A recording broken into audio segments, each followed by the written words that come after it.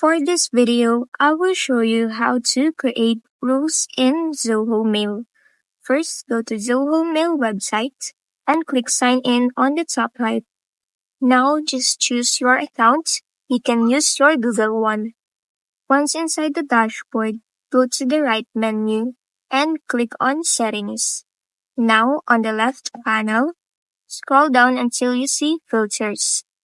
Once inside the filter section, you will see your rules. To add a new one, click on New Filter. Here, you can add in a filter name.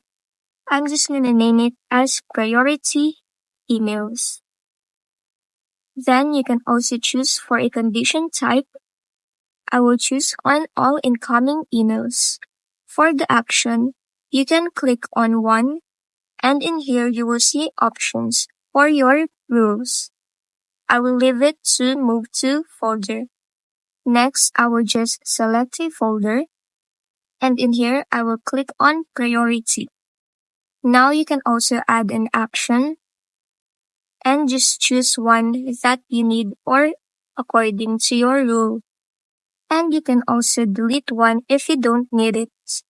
Now you have the option to process the other filters for matching conditions or to run existing emails through your newly made filter. Now just select a folder and click on one that you want to run.